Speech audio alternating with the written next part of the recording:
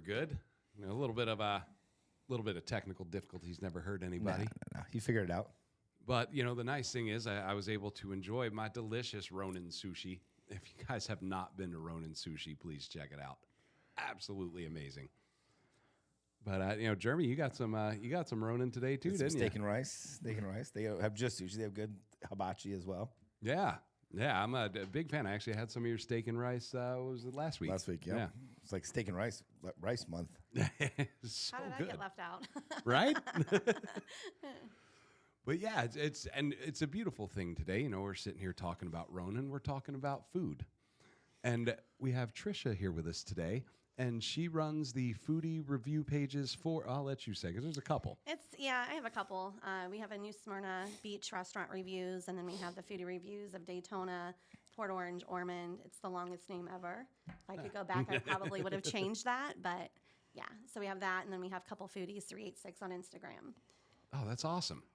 That's awesome. And one of the things I think we talked, like when you were first starting to get into it, and, you know, it's the coolest thing. It's a page for, you know, not restaurants to go and just put, you know, review themselves, but it's for the, you know, the guests and, you know, people that are just foodies and just want to know, you know, what's going on, what's good. Mm-hmm. And it's a cool interacting page to where, you know, all the people can interact with each other and, you know, give their own opinions. And usually, for the most part, in a nice way. Yeah. I did a spin on it. I really did it because we were going through such a tough time with COVID, and I started it with the concept of just trying to give some positive reinforcement to our restaurant industry because they were taking such a beating. And I thought at the same time, you know, we could provide resourceful information to our community. So I went with the concept of, you know, if you go out and you have a good time, share it. And so we were going to stick to positive reviews only because I just didn't think that our restaurants needed kicked down anymore. Yeah. And so I just stuck with that concept, and I stood my ground with it. I think that we can say where to eat without saying not where to eat.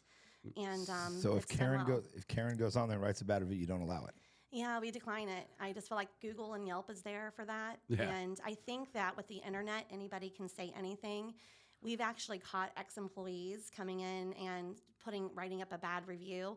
Because sometimes, I mean, when we see and we feel that it's constructive, we do see the importance of restaurants needing to see that feedback. Yep. So I've screenshot it and I'll send it to a manager if I know them. And so there was a specific opportunity where it was actually an ex-employee. It's like, he worked here a week ago. So with a group that size, almost 50,000 people, if we were just to let everybody say whatever they want, that could be super detrimental to a business. Yeah. And I just don't want to be liable for that. I don't know who's who. So I just kind of eliminated that altogether. Yeah, and that's a cool thing. Like you said, you know, you can go on Google and Yelp and you can read all of the Karens, you know, that you want. And it's nice to have a spot that, you know, and you can be constructive because as a restaurant, you do need to know, like, if you're missing the mark somewhere, and that is good to know. It's good feedback. Mm-hmm. You know, it's nice to hear it like that when it's not, oh, this place has the stickiest floors. Right. Yeah, we do. We encourage, our members to give that constructive feedback, but do it in person. Give the restaurant the chance to fix the situation on site. Yeah. If you're coming after the fact and talking about it, what is that really going to resolve? Yeah. And there's two sides to every story. So I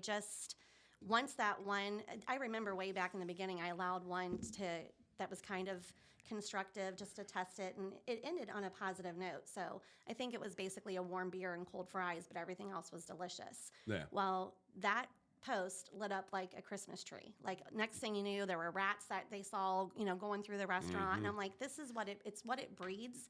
It's not so much the constructive review, it's what it breeds. Yeah. And so it proved my point right there that is not the kind of platform that I wanted to support and put out in our community. And like I said, it was especially during a really, really detrimental time. And people have, it's been a very small percentage, but people come for me. They're like, oh, well, then it's not a true foodie review page if you can't say both. And I'm like, it wasn't for me. It was for our community. And so I never knew that it was going to grow to the size that it did. But I will always stand firm and just creating a positive environment. And like I said, we do encourage, members to give that constructive feedback, but they should do it in person. And listen, if it falls on deaf ears, time and time over, the restaurant, it's going to take care of itself. It's too tough to stay open nowadays anyways. Yeah. So if you're persistently doing, you have bad service, then like I said, I think, organically things are going to take care of themselves. And I think you can see over the years the restaurants that are being talked about the most and the restaurants that might not being, they're not getting mentioned. I think you can kind of connect the dots a little bit. But we do, Raj and I do try to get out and visit as many, restaurants as we can, new restaurants, just to try to mix it up and make sure that we're not focusing on just the same restaurants. Yeah. And that's awesome, because that's the beautiful thing about what you do. And it's why I respect what you do so much, Thank because you do it for the industry. Everyone has a cheeseburger, right? And taste is subjective. So something like that, like, hey, so-and-so has the best burger. Awesome. Cool. We don't need to know that their mozzarella sticks are brown. Right. It's something good that you can go there and try out something good. Yeah. Maybe not every place has a menu where every item is just, God's gift to everybody, because no one does. Right. It's just nice to know that, there is a spot where, they have a great cheesesteak, they have a great burger, they have a great lobster roll. Yeah, they have their signature item that everybody knows, and that's what they're showing up for. What I love about the group, too, though, is that I think I was always that customer that would go to the same restaurants and order the same thing because I knew it was a safe bet, but I was, like, looking at, what the servers were carrying. I'm like, what was that on that tray? Well, now we have this, platform where everybody's, posting all these different dishes, and it gives us an opportunity to kind of learn more about the dishes and research before we go to the restaurant. So I have found myself trying so many more dishes, learning about so many hidden gems because of the participation from the group. I can't believe how many amazing restaurants we have in Volusia County. And there's people that have said that they've been here, 20 and 30 years and didn't know some of these restaurants that existed that have been here for 20 years. So it's really cool that we have that to help with exposure. Yeah, and Jeremy and I have been talking for 19 weeks at this point, but the restaurant industry is going through a downward slump. As the economy is, that's usually how it goes. Economy goes down, and then what the people cut out is going out to restaurants, going out and spending that extra money, which hurts all of us. And being able to be that help. It's any little bit in the industry helps, especially an industry that's seen its profit margins cut in half in a year. Do you think it's going down, or do you think the strong will survive? Because I see a lot of, not every restaurant closed because of this, but it's also, this is the time where you make it or break it type of thing, and you watch your payroll, you watch this. It's also customer service, which you and I have had many conversations with. Customer service in Daytona is horrible at 90% of spots. And I don't say horrible, it's just nothing above and beyond. Just non-existent. Just non-existent. It's the same person telling me, what can I get for you? Here's this, here's that. Like, there's no additional customers. They all come in, we all try it, want to do it, but we never stick to it. The restaurants come and they go and they this and they that. And I think now is the time you have to show why you're better than everybody else, or why you want to be better. It's not a competition, but why can you be better than everybody else? Don't drop $2 just to try to beat the neighbor. But with customer service and events and things like that is really where I think you're going to see the strong will survive. Yep. Yeah, and we notice places are closing. Tricia, we were talking about it off air a little bit. Now, obviously, I'm sure you've noticed the change. It's there. What have you noticed, like from your eyes? Because we're on the the back end. We're in the on the management ownership side of it, and I'm curious on the customer perception and what you're seeing on your pages. I think now, and I think even with social media and the strong presence that it has, I think that, we see so many restaurants closing, but we're seeing so many open too. And I think that nowadays, because the economy is where it's at and people are being so selective about where they go, I think you really have to focus on creating an experience. I think it's really difficult to just open up a great Italian restaurant nowadays. Yeah. You have to get creative and really think outside of the box. And during these downtimes, like we had talked about, getting out there and just having to sell in different ways, whether it's events or catering or whatever, you've gonna have to take that extra initiative. I think from a customer standpoint, you want to see your guest having their phones out and having like, I know we've come a long way. 'Cause when, Yeah, you used when to I'm with not my have- family, we want to put our phones away. But as a restaurant owner, if you're not seeing your guest, I don't want to say that's 100% of the time, but I think that people are looking for an experience. It's not just good or great food. It is service, but it's also an experience. I kind of use Chow Bell as an experience, as an example. Creating a Christmas pop-up bar, giving them a different reason to come, not just for the Italian food, but because it's the holiday season and we got some cheesy vintage, like retro Christmas decorations and a martini flight. And so it's just, you're going to have to go above and beyond, I think, to really get people to walk in your door more now than ever. And the happy hours and the ladies' nights, like I'm sorry to say it, I think those have kind of died. Yeah. Like people are saying, oh, let's do a ladies' night. I'm like, what for? Yeah. I think My biggest question, what do you want to do a ladies' night for? You want to give discount alcohol to get guys in here to pay full price. Okay. You ever heard of sliding into the DMs or Bumble and Tinder? I don't need ladies' night anymore to meet whatever obligation I was trying to get. There's two different. So ladies' nights I feel are not as significant as they used to. I don't say they're gone, but they're not as significant. Happy hours.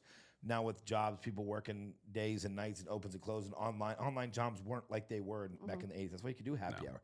90% of the staff worked 9 to 5. They got off at 5 o'clock, and they could go have beers before they go home and everything. But happy hours, I feel, is gone. Well, it's overused. Everybody kind of has one. Everybody does, yeah. But it's gone. What I'm saying is gone. Yeah, no. Before there was, 80% of the workforce worked 9 to 5 Right. and was able to go out. I see. People work all over the board now. Work from home. Work from remotes and this compared to the 80s and 90s when you get a happy hour, you go down to the bar and at 5 o'clock As soon as you got off. As soon as you got off, that's just what you did in the 80s and the 90s. And now in the 2000s and so on and so on, it's just not the same. We have The time frame, you're right. it's different, but yet we're still doing happy hours. Yeah. We're still doing ladies' nights. I still get Yeah. clients called, hey, we want to do Thursday night ladies' night. I'm like, why? Yeah. What are you going to do? Free drinks for ladies, get guys in there, and then they're all going to leave by 12 o'clock, and it's not going to work. So, but like you were saying, it's that creative thinking and building an experience. Every night has to be an experience. Yeah. And I think with the ladies' nights, like if you're going to do it, you've definitely got to put a spin on it. It can't just be buy one, get one. Like it has to be something fun and creative. So Yeah. I don't know. Yeah, I've told, I've had people ask me that, that are trying to, or they want us to open a restaurant or they're thinking about it. And, I tell anyone that asks me that question, I'm like, look, you either got to be a brand or a destination. Not 100%. You can do it without, but on the grand scheme of things, a brand or a destination is going to be profitable. You have to, because a lot of places can have good food. A lot of places can have, you bring it up a lot. You can buy a beer and a Heineken or a Heineken and a burger from anybody. Why come? Why go to your place? Yeah. For right around the same price. Burgers and Heineken, right around the same price. What's going to make me come to your place and buy that burger and Heineken? Is it the staff? Is it the music, the ambiance, the lighting, Ambiance, the view, whatever it is? Why am I going there to buy that $7, $8, $9, $10 burger and that $5, $6, $7 beer? It's almost like you got to go back to the basics and just write down boxes and say, okay, do we have ambiance? Do we have guest experience? Do we have customer service? And find where you're lacking, because there definitely are a lot of restaurants that are missing that ambiance and guest experience. And I think that. But they're cutting that. Do you not agree? They're cutting it out. Yeah, that's what I'm saying. And I think that those, some of those are the ones that are closing because good food is just not enough anymore. It's just They're not. closing are the ones that are opening as well. Yeah. I've been to a couple of these newer restaurants that are opening. I don't want to name names, but same thing. Yeah. Houses stands the same with six 18-year-old girls standing around there seating people have no idea what they're doing. They got hired yesterday.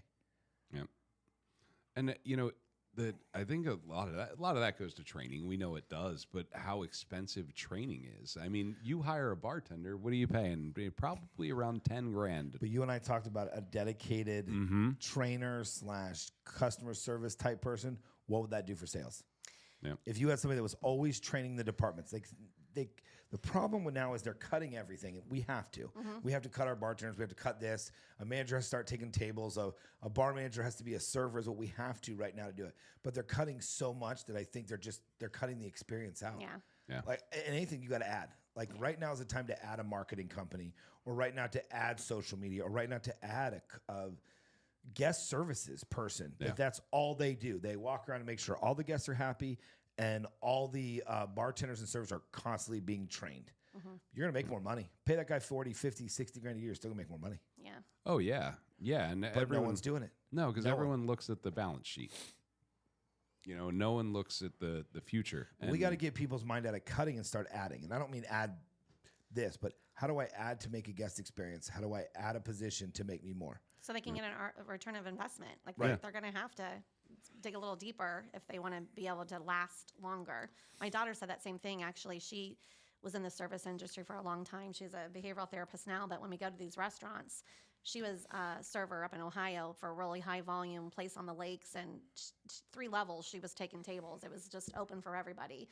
And she watches the way some of these restaurants operate, and she's like, I could literally come in here and even just the way some of the restaurants are set up, it's just set up to fail almost. So I think that would be a great idea if you actually had a trainer in there that, you know, and I watched restaurants where I have to ask what their specials are.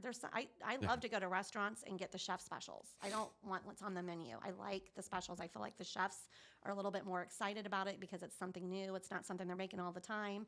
And I can't tell you how many restaurants I go to and I'm asking what the specials are because they can't even get their servers to, and not all of them, but again, these are small little areas of improvement that if you did have a trainer or you had someone that was shadowing or shopping for your restaurant, I mean, those little small changes will definitely, you know, I think make an impact.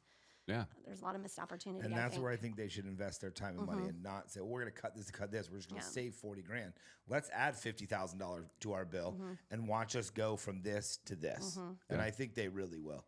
I mean, have you been to the new place, the Tiki Docks? I did. How is that compared to Fish? Because when it was Fish, I'm only going to talk factual. Yeah. Came in for a year and a half, did great record numbers, and then literally started slipping. And before you know it, the 3 kitchens and the food coming out in this, they couldn't grasp it over the year and a half. Keep up with it. How's Tiki Docks doing? So we just went for the soft opening, but I'll say my first impression was a good one. I think that, you know, they're affiliated with Ford's Garage, so they have another location, so they have some experience and brains behind the Tampa. operation. Yeah, and so I think the flow. They have 1 kitchen. It's a versatile menu, but it's not as huge as Fish was. So I think, and I noticed a lot of servers, like they seemed like mostly experienced servers. Yeah. I've seen them around in the industry for a long time, so they have a good team in place. But as far as the flow of the menu, the kitchen, and getting the food, I've only been there 1 time, but the food was good. I mean, it was quesadillas. A lot of times you go to a restaurant and they're floppy and they get soggy. They, held their integrity, so the quesadillas were good. We had a very small fixed menu that we could choose from. Yeah. And so I typically don't order like fish and chips, but I knew that a lot of people ask about fish and chips, so they had cod, and it was, I don't know if you know those silver cafeteria trays, but the plank of the cod fish was the entire length of the tray, and it wasn't oversaturated in grease. So literally 3 girls could split that piece of fish. But from a service standpoint, everybody was super friendly. The energy, they seemed excited to open. And I think that they're set up a little bit more for success there. Yeah, they have the upstairs and the downstairs open? Yeah, I went upstairs. I was worried because it was really breezy that day, but it was actually fine. The sun was shining, and they had the upstairs open. I know that I saw some people commenting about they wish there was like lounge, like couches and things like that. They actually do plan to do that. Yeah. From my understanding, they had furniture ordered, and with the hurricane, something happened. So they will be shifting the tables and the arrangement upstairs and kind of create a little bit more of a cozy vibe, I think. So there's more to come, but for now, getting opened, I'm hearing pretty good feedback. Yeah. Definitely better than what Fish even started out with. It was pretty, they were. Yeah, I think Fish got beat up right off the I've never seen a restaurant get that much. Terrible. Do you think it's going to be hard for that restaurant, the location, no matter what it is? I mean, it's 400 and something seats. Absolutely. Maybe they dummy it down a little bit to 300, put some couches in there, but it's still 300 seats that you need full. And if you don't have, you can't have 2 servers. I don't. So now the biggest, these big restaurants are opening. Why not open a restaurant that holds 30 people, 40 people? I don't know, because I think with, and not to use location as an excuse, but I think it does make it extra challenging because it's inland, it's not beachside, which that has its challenges too, but you're relying basically on Port Orange, because how many times are people going to come from New Smyrna or from Ormond? They might come once or twice, But not in a couple of consistently. months, but you need to fill that restaurant every night, I would think. Yeah. To an extent. I don't know. I've never ran a restaurant, but Yeah. I just think that they definitely have their challenges set out for them. That big. One thing I liked, because I did go in there and check it out, and You've been there since it was Tiki Ducks? yeah. I just went and did a little look. They weren't even open yet, but the door was unlocked. You just walked in illegally. Yeah, there was people there, but I mean, Did you get a drink at least? Did you make yourself a drink behind the bar? no. Why wouldn't you? That's customer service. Yeah, I know. Just got. I got this. Don't I got worry. you. Don't worry about this. This is the experience. I'll show you how it's done. But I went in there and I had a completely different gut feeling than I did when I went into fish. When I went into fish, I said, "Wow, this is beautiful. It doesn't feel right. It just felt out of place. There was something when I walked in the door. It just didn't. It didn't have that feel right atmosphere." And when I walked into Tiki Docks, it is beautiful. It's still a beautiful building. Their decorations, it was the right mix for that area, I think. And this is going to sound weird, but when I saw their plates and their silverware, it made sense. It says, yes. So you think this is going to be a lasting restaurant? I think they have a lot of work to do, like any restaurant, but I like they own Ford's Garage out there on off the highway. Yeah. Great location, shopping. It's kind of the new mall. I'm just waiting for them to tear down the mall here because there is no mall anymore. So that is the new mall area. So you get younger people, older people, middle class, everybody out the younger, middle class. Yeah. Everyone going out to the mall. So I think that's good, but I think they're going to have a real struggle in the next 4 or 5 months when that newness of the restaurant kind of fall. That we call the 90-day newness. Yeah. So you got those first 3 months where it's golden. You can mess up. You can do whatever you want. You can tell customers to get out and they're still coming back. Yep. Because you have that 90-day, marriage, honeymoon stage where you really can't do no wrong. They'll give you a second chance. But what's going to happen in March when the beaches start opening back up? Yep. Meaning the weather and ocean deck and all the beach bars and all that stuff are back up. And now you've got this huge place in mainland side in Port Orange that doesn't get as much traffic. People are going to be traveling this. And our tourism in Daytona is down. Volusia County's down. I mean, you cannot say we're a place to visit anymore. We were right after the pandemic because everybody came and visited because Florida was the only open state. Yep. So, yeah, we were great. But now we are not. Daytona is not the place to visit. It's just, and I don't want to talk about our town, but if you just look at the writing on the wall, we are the place to visit for NASCAR, Bike Week, Bike Tour, these major events we have, and that's it.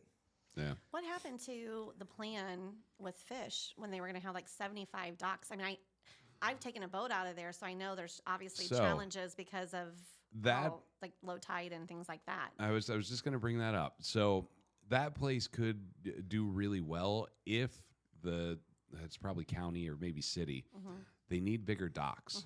They are on a great waterway. If you have enough dock space to park 20, 30 boats, that place will do just fine. There was a blueprint, and I think it was 75 spots. But again, so my girlfriend runs. There's a boat rental company right there, and so we've taken boats in and out of there, and it's pretty challenging because it gets super low. So I don't know that the way that it is right now, like they can warrant having all of that boat traffic coming in and out. I don't know.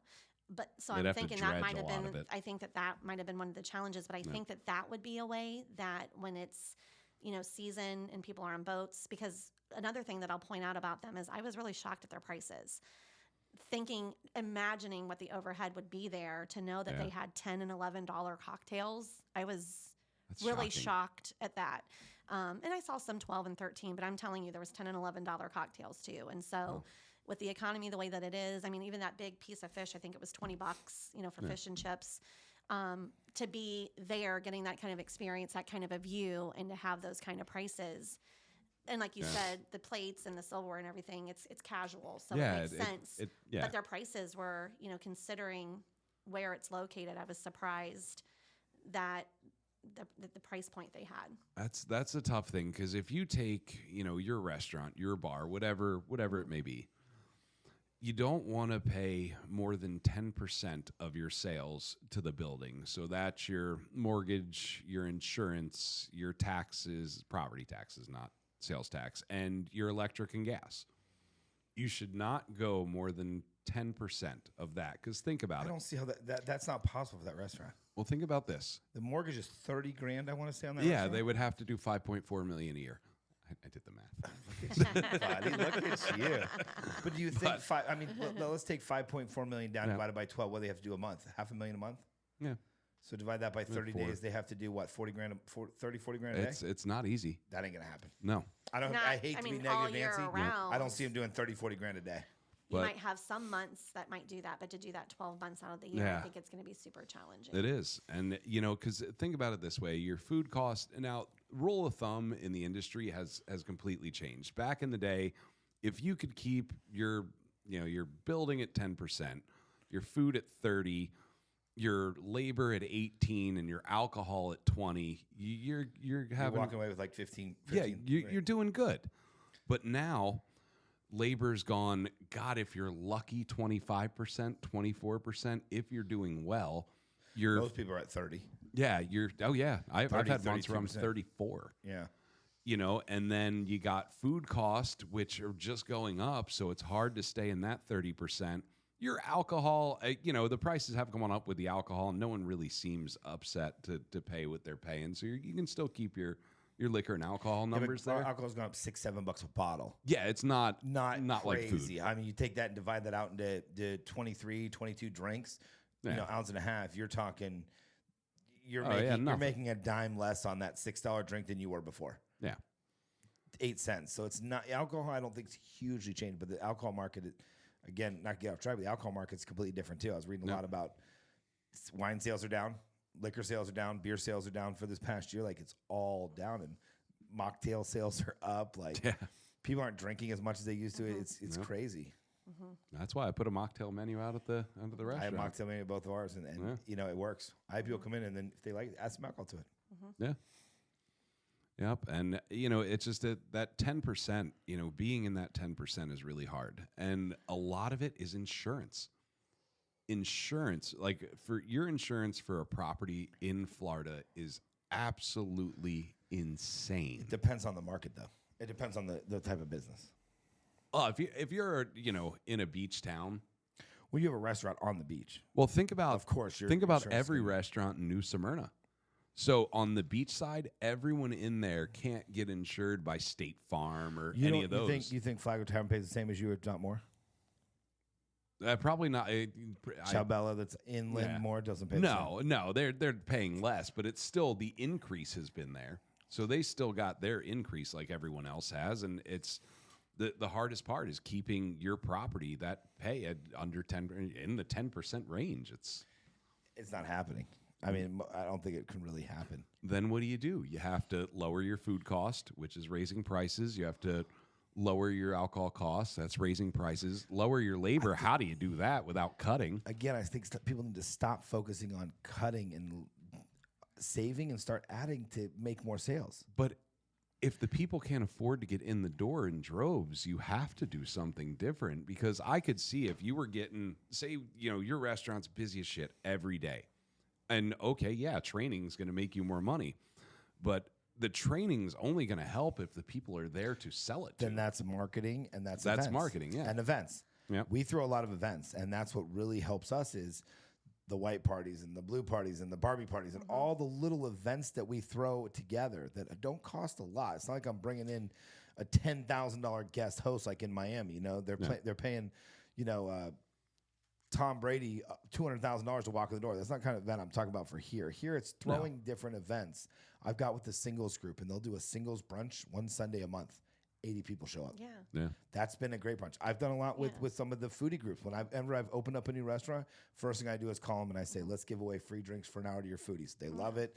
Great for them. They promote it. You actually, last time I did it, you had two. You had so 2 many. nights. Well, the restaurant only holds about 50 people. Yeah. You did 2 nights and packed them both out because I gave away some alcohol for the first hour to everybody come in to try the food, and it was such a success. But we added. I gave away free alcohol to open a restaurant. Nobody gives away free alcohol to open up a restaurant necessarily. Might get, hey, come Yeah. in and get 10% off your bill. We were giving away free alcohol as long as you came in. It was sponsored open bar, but it worked. I had foodie groups and singles groups and Yeah. You got people in the door. Yeah. got people in the door. Then Yeah. it was my job to make sure they came back. Hand them something as they leave. Did you get handed something at I almost want to say fish, not fish. Tiki. That's, Did they hand you anything when you left? Thanks for coming. Here's 10% off the next time. no. Why?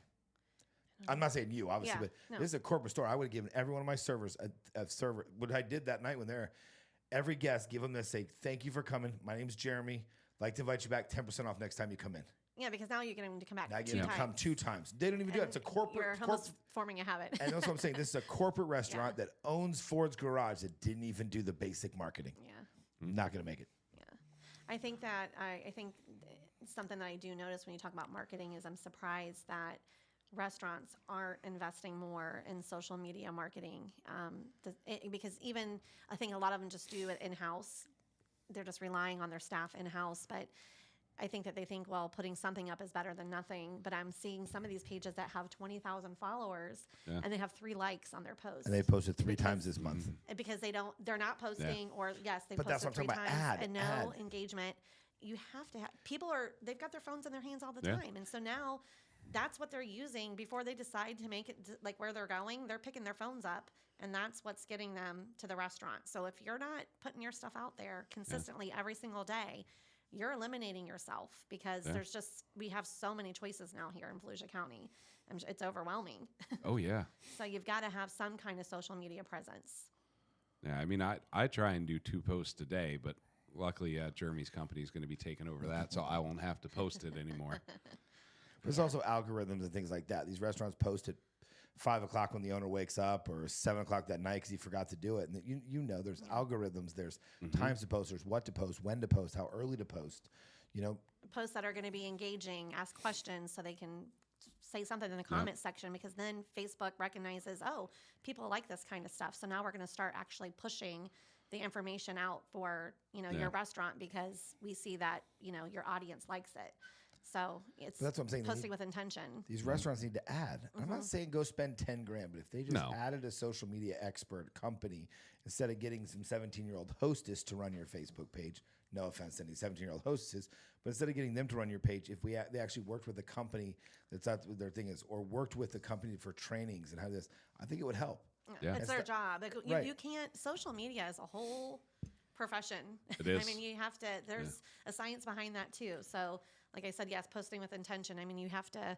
I've organically figured it out that yes, algorithms and what's engaging, what's not engaging, and so if restaurants, if they're looking to make improvements, that's one of the first places with any business, you have to have a social media presence for sure. And it's with any business, not just restaurants. business, any I've had a business. print shop that same thing. Was working with a print shop. I was like, let's do some swapping in, and I started doing his print stuff. He called me and goes, dude, stop. I'm getting too many phone calls. Like literally told me to take a break from social media because he was getting too many phone calls because we marketed strategically. Call now, $39.95 business cards. But then it's your job not to just $39, but you got to upsell them. Oh, you do this, you do this. And he literally called me 2 months later. Can you stop for like a month? I'm still going to pay you. Can you not post for a month? Because I can't handle the volume coming in, right. which I love when they say that. And I want to go, great, let's alter it. Let's brand now. Let's not market it. Let's brand. Let's just show the printers. Let's just show this stuff. Let's just show the food, not talk about 1995 cod. Let's just show the foods. We move from marketing into branding. Yeah. Into customer service where they see things, putting guest experiences on there. Like, oh, Johnny had such a great time, loves the restaurant. So instead of marketing their ladies' nights, we marketed their customer service. Yeah, and get someone that knows, like, it's their niche. Like, you don't want to hire just some stale social media company that does all of the industries. Yeah. You want someone that has a foodie or a restaurant background. So when you're looking at a plate of pasta and you have a bunch of cheese on it, or pizza, and you're doing a cheese pull, like that's the food porn. Like that's what people are like, holy shit, like that looks delicious. Like we got to go there. We got to check this out. Versus just a static stale photo of a round pizza on a pan. Like you've got to show the action and get people engaged. And so making sure that you're not just hiring any social media company that has a background in the industry or has a foodie perspective or whatever industry that it is, that they have some kind of knowledge, because you can't just You can't have just jump anybody in and just go. do restaurants, because I've seen that whole corporate look to restaurants, and it's so stale. There's no engagement. Everybody's seen for brunch a plate of eggs and bacon and hash browns, but I want to see that yolk and all the, like I said, like the food porn, it's going to make people stop the girl their with scroll. a pancake falling out of her mouth. Like I did a couple of those for our brunch. Had like a rather good looking girl with a pancake coming out of her mouth, or a waffle and dripping down here. And it was just fun. Stop the It made you scroll. stop. Like, okay, maybe you didn't like it or didn't care about it, but you at least stopped the scroll. Yeah. That's right. It's crazy. Stop and scrolling will actually make it go up too. So Absolutely. But like you said, you got to find the right person, and I think a lot more restaurants need to find the right person to do it, and not just a hostess that says, "Oh, I know social media. I got 10,000 followers on TikTok."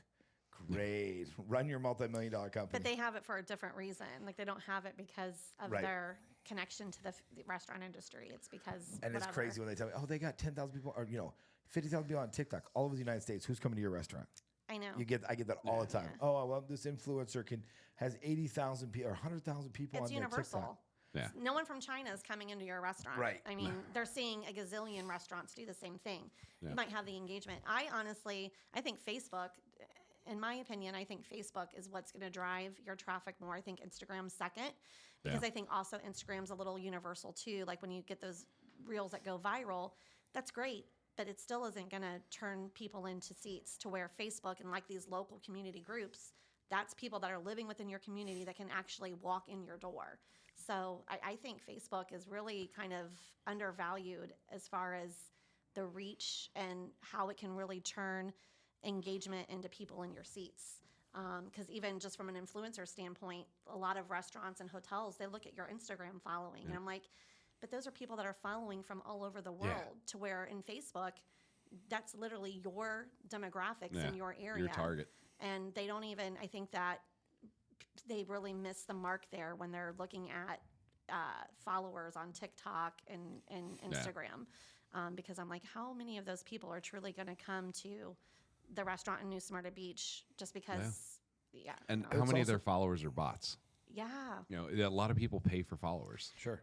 I can have 100,000 on my Facebook tomorrow. Hold Yeah. on. Give me $800 in about 3 days, and I'll have 100,000 followers. Yeah. And it's also Zuka from Istanbul that's never coming to your restaurant, never going to like your pictures, I just had something today where there was 100 invites, and it was a foreign name, and he invited 100 people, and we had let him in like 3 days ago. So we screen pretty hard. We want to make sure that we're not getting bots in there. I get worried about the page getting hacked or whatever. So I had to go through and literally look at all of those 100 invites and decline each individual one, making sure that I didn't skip over someone that was legit in there. Yeah. But it's crazy. I mean, we do our best to try to make sure we don't get bots in there, because like I said, more than anything, I'm scared to death that they're going to somehow hack the group, and I don't know. But yeah. But yeah, the social media end of it is, and like I think Trisha, you were saying, like the people need to fall in love with what they're saying. I don't think putting a great price. Now, if you put a great price, you're like, oh, dollar beers, yeah, you're going to get a lot of people in. You're not going to make any money, but people will come in to drink dollar beers. But do the right people come in for dollar beers? Yeah, and when having food and it being $17.99. $17.99 could be super cheap to someone. It could be super expensive to someone else. But instead of bragging about the price or even putting the price in, having that picture quality, having it look so good that you're not going to care what the price is. Holy shit, that looks amazing. I need to go buy that. And that's it. We were talking about specials, and a lot of servers now don't even mention specials, which is insane to me. But I mean, it happens. I don't know if I told this story, but weeks ago, we were doing a special, and we had enough for 10 or 11. It wasn't a huge amount. We're like halfway through the shift, and we haven't sold one. Like, oh yeah, I'm telling everybody. Yeah, we're telling everybody. We're telling everybody. So I was like, cool. Well, there's 2 of you here. If you sell out the specials, I'll give you each $25. Shit sold out in like 45 minutes. Yeah. Don't sit here and tell me you're selling them. Cost you $50. It cost me $50. Your pocket or the company's pocket? No, that was company pocket to prove a point. Yeah, give them a little spiff. I mean, if that's what it takes, I mean. Yeah, but Again, it those shouldn't specials- take that, Yeah. like. But that's good. That's what you did. That's what the customer service person should do. Yeah. As we talked about, like customer retention, they've got to grab these people and get them back in here. I don't see very many restaurants that ever ask for my phone number, my email address, what my birthday is.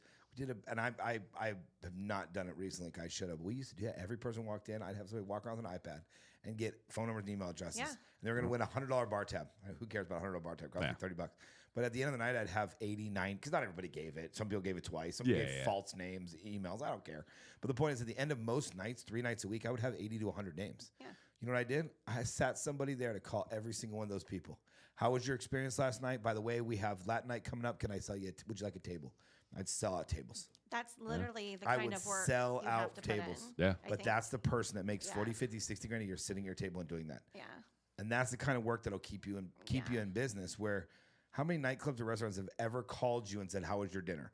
Maybe the one classy restaurant in Chicago you went to, the 5-star for your date, but Never. But imagine if you picked up the phone, "Hey Joe, how was your dinner last night? By the way, you got any holidays coming up? I can go ahead and book your reservations. You know what? It's my mom's birthday next week. Let's go ahead and take a table for 5. Yeah. Bam, just made $100. Hall's Chop House in Charleston sent me a personalized handwritten card from the server. We actually had 2 servers at our table, but they actually remembered like our conversation and things that we had talked about, and we had said that we were food bloggers or influencers, whatever, and they literally like kept notes of what our conversation was through the evening and got that detailed in the thank you card that they sent me. That blew my mind. But is that for you or they do it to everybody? I don't know. I mean, they But did ask for still, our address, yeah, so I'm that's- thinking. I mean, because we didn't. But you told me you're a food blogger. But they didn't know that until. I mean, we didn't say that before we made the reservation. We didn't say that in the beginning of the conversation. They did ask if I think it's for first time guests only. Like if it's been your first time there. But they asked in the very beginning. They had us fill out information, and then as we got to know them, we started talking about it because we were taking pictures and things like that. But we were just there for Raj's birthday. This was last year. But I was just, the point of that was that extra step that they took. All of the restaurants that we go to, that was, I mean, it blew my mind that they were that. Their customer service was, it's very exceptional. I mean, from the whole night, they use like the flashlight when they're there, when you cut your steak to make sure that the temperature, like it's a whole experience. They make a guest experience. They absolutely do. From the steak with the flashlight to the silverware Everything. to how they dress to the thank you card you got 3 days later. They make it a destination. Yeah. That's what I'm saying. That's the key, man. These restaurants, I hope anybody listen, that's the They key. got to step up. Step it up, man. Step it up. And and it's crazy because you don't even have to spend a lot of money. It's just you have things right there within the restaurant that you could utilize. And it's just getting creative and thinking outside the box. I think that we have a lot of people that get very comfortable that have been in this industry a long time and they don't want to get uncomfortable. And I just, I think that they're going to have to be more open to getting uncomfortable if they really want to survive this time. And Trish, what do you see with the different restaurants? 'Cause you visit a lot of restaurants with what you do. What do you see is the most common thing that they're all doing? I think it's from an overall experience, I think that there's a wow factor that's missing. It's that overall guest experience. I think that when we're talking generally as a whole, I think that everybody should have something signature. And we walk out of a restaurant that it's not any different than the next restaurant. The food's good. I think the service, I'm from Ohio, and I remember when I moved here and saying thank you to servers, and they just walked away, and I was like, you're welcome. I mean, you can't even, and that's not speaking on all servers, but that was my first impression 9 years ago when I moved here, being from up north and then coming down here and being in the service industry.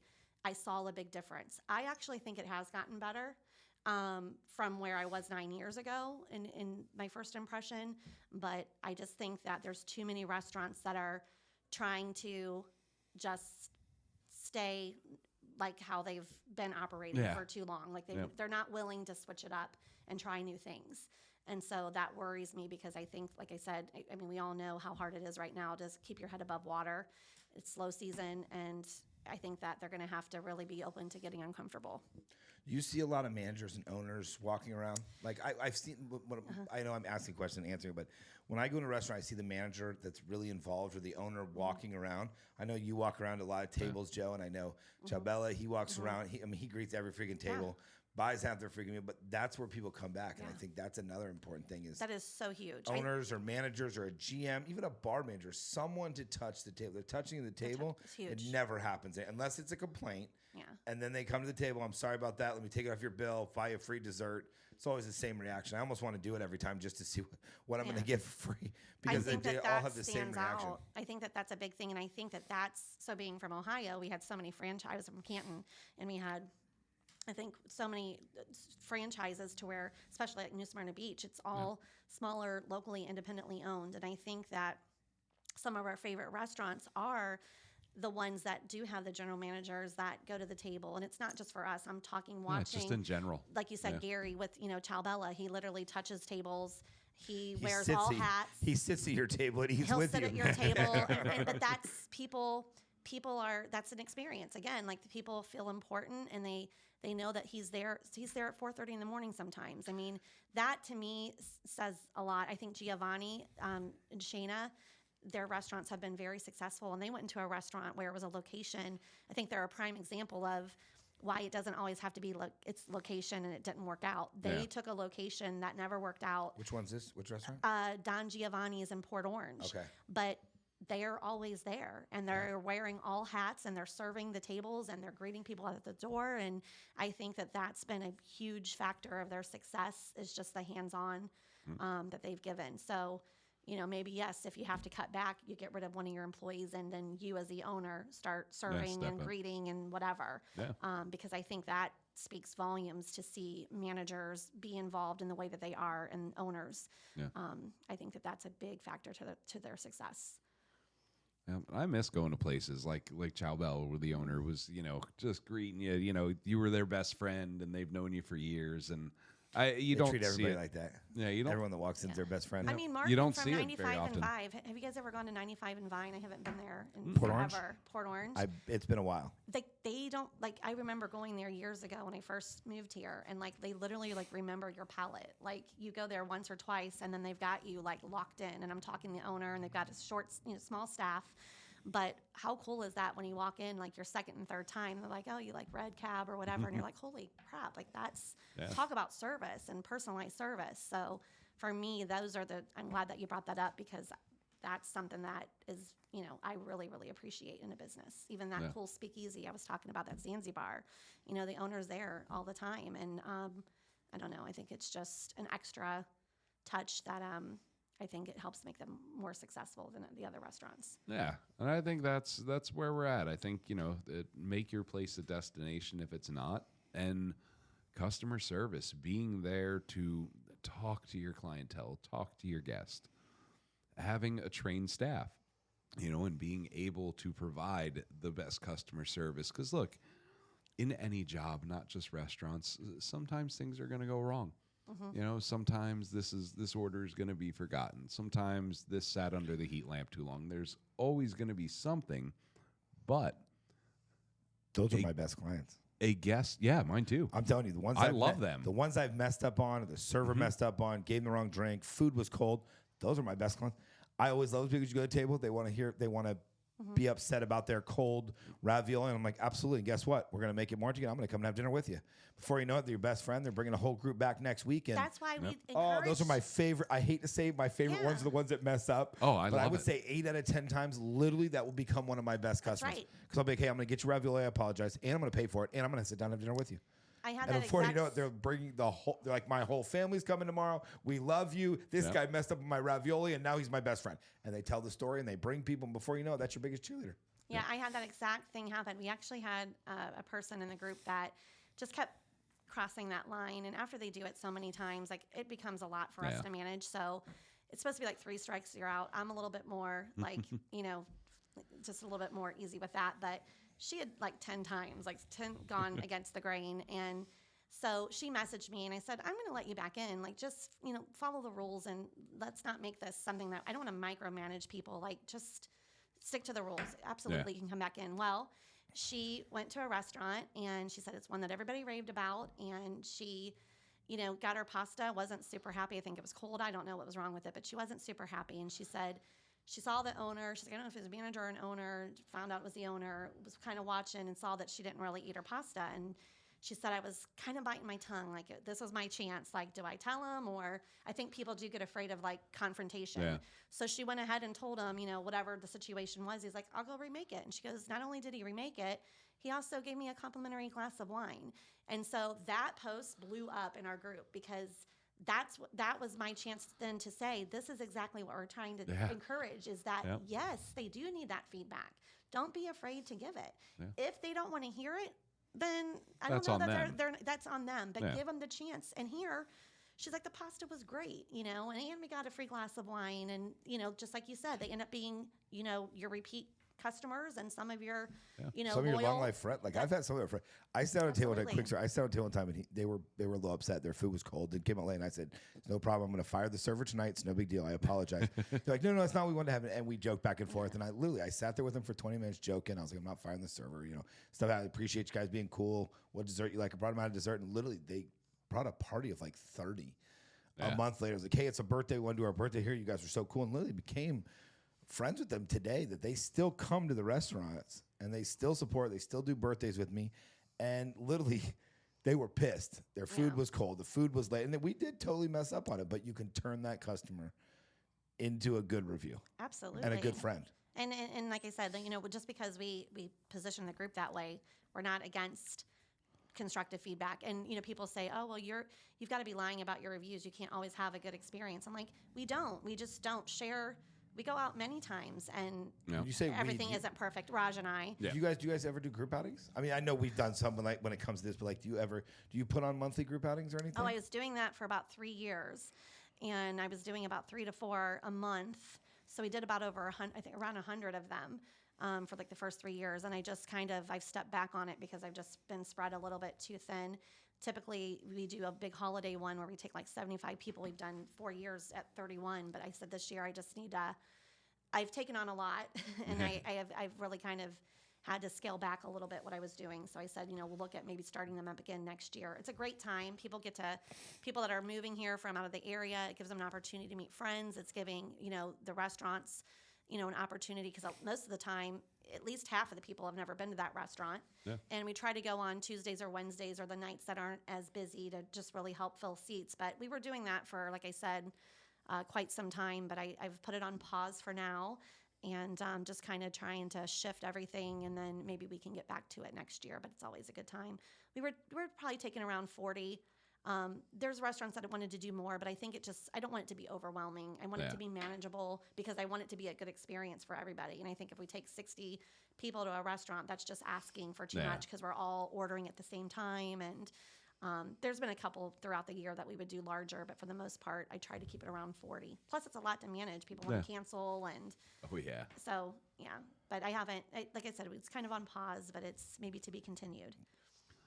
Well, and I love what you do, and definitely keep that up. And just so everyone knows again, where can they find you? On Facebook. Foodie reviews of Daytona. Just put that in. The rest of it will come up. Foodie reviews of Daytona, New Smyrna, Port Orange, LA, Vegas, Chicago. Basically, I should just said Volusia County. I don't know. But I do have a question for you, because like you do, you get the negative reviews and you deny them. Mm-hmm. What is the worst one that you've denied? Like one that sticks. You don't have to say head. the place. Yeah, just the actual tell us review. The actual what happened. I mean, I've seen quite a few. There's one that sticks out in your head. It's usually to do with rodents and rats, cockroaches on the wall. It's always that. It's never really. So basic health code violations. It's health code violations that it's going to be there anyways. I mean, I'll tell you one that I even did myself. I mean, we were videoing at a restaurant, and in my video later, a roach went across in my video. Did you edit it out? And we never posted it. And I can't even see good. And thank God, it was actually Raj was looking at it, and he goes, "Oh my God!" But his vision's even worse than mine. And he goes, "Look." and it literally went across the front of the camera. But it's usually it's health code stuff. Yeah. It's just actually I just got one last week that literally was a cut open chicken tender, and it was completely raw. I mean, it was a picture. I mean, it was like not even close to be. I don't even know how the batter was brown because it was as pink and red as it possibly could be. And it was a franchise. I'll leave it at that. But that was probably the grossest between that and then our own video. Thank God we caught that. So we haven't been back for a while. It's kind of hard to. I feel like those things can happen. It's Florida. I don't know. I've never ran a restaurant, but I think it's just caring about the kitchen. It's Florida, but I mean, yeah. Joe, I don't know about you, but I have most of my kitchens. I've never. Okay. Every once in a while, how often? once in a while, I see one. All right, that's it, and we just did it clean. We're doing it again. Yeah. And it happens. Like you leave the door open, you go outside to throw the bag away, and one walks in. I mean, it's not that any of my kitchens are dirty. Right. We've had it a few times. Yeah. I'm not saying we take care of it right away, but you'll never walk in mine and see rat droppings or see that. Absolutely not. Yeah. So absolutely not. The raw chicken was, and in those situations, I do feel bad. It's not that I'm trying, because I work hard for my money too. I'm not trying to not appreciate people's hardworking money. It's do you more, send that to them? You said you send that. Do you send those to the managers and owners? This situation, so we do give constructive feedback. I mean, there's a lot of things that we just show grace, and we know bad things happen. But there are times where I will give constructive feedback too. And that situation, I felt like it's a German cockroach. If there's one, there's many. And so when they get their visit, they're going to be called out on it, or they're seeing them too. So I'm hoping that they knew it was an issue and they're going to get it taken care of. So for me, I was really, I felt like that was going to be super, I don't know. No, I did not have the conversation. We went back and forth on that one, but it was just a really tough situation. So we've just chosen, we haven't eaten there in a while. Yeah. I feel like it's going to catch up with them, and they are going to have to take care of it. So you figure the last decade I've either been on the ocean or the river, so you really have to battle rodents, whether it be roaches or rats. You really have to battle, and they chew through literal walls. Like you'll find little holes, and the hole could be that big, and that rat can fit in it. So you find a hole, you got to inspect your building daily. I walk around that building daily to see if there's anything, that a rat has chewed through, any way he can get in. Even the soffit up above on your roof, they can get in through there. So you really have to take a concerted effort every day to check your building to make sure there's no way in, and your staff has to clean. And they're not as likely to get in if they can't smell something or sense something that they can. Or if they smell bleach, they're probably not coming in. So you do have to you have to do a lot of work. I mean, I have an exterminator out there every month. Just doing routine checkups and, just putting bait down outside and just stuff like that. Because you have to be very proactive to stop that. Because if you let it go to the point that it was 20 years ago, but we had such a cockroach infestation. We had to rip out all of the walls and start, the outside walls were good, but all the interior walls had to knock them down and start over. So they're like behind the walls. Yeah. Because I mean, it can get so bad. But Trisha, I appreciate you coming on. Thanks for having me. It was me. great It was having you. fun. Yeah, and we'll be back right after this video of Little Joe and his first experience of the NSB Songwriters Festival. Yeah, that's right. There's so many of us. Joe the fourth. So now, Joe, this was your first time at my festival. What did you think of the NSB Songwriters Festival? I liked it. All right. What did you like about it? The songs. All right. Is there anyone in particular, like Micah? You met his kids. Did you like Micah's songs? Yes. Now, when Micah sang God Whispered Your Name, and now that is one of my favorite songs. Is that one of your favorite songs? Yes. Now, so I know you love music. What else do you love, bud? Sonic. All right. Now, what about Sonic is your favorite thing?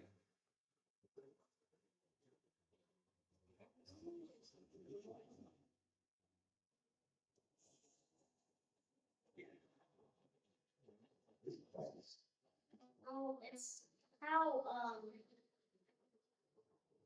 the games are, how the levels are, and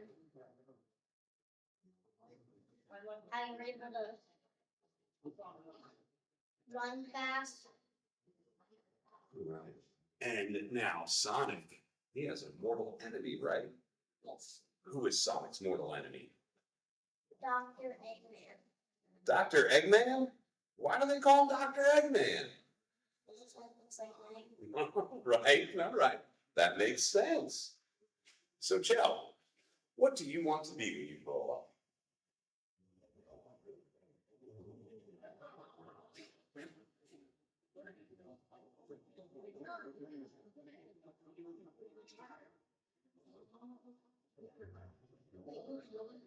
Want to be a YouTuber?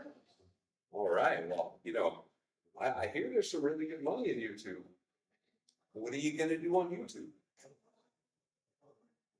So,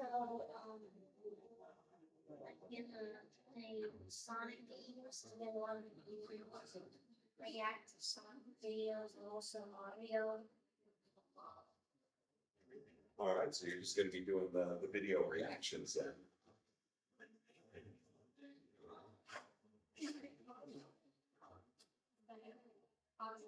I don't know you. That's the fun thing. The fun thing about a podcast, Joe. You can say whatever you want, except for the first word. Your grandmother might be mad at you.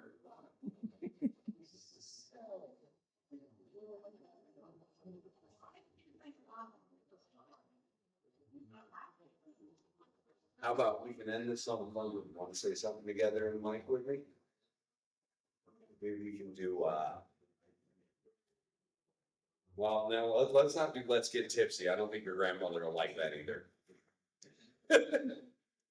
Let's go NSB Songwriters Festival. Want to do that? Yes. All right. 1, 2, 3. Let's go NSB Songwriters Festival.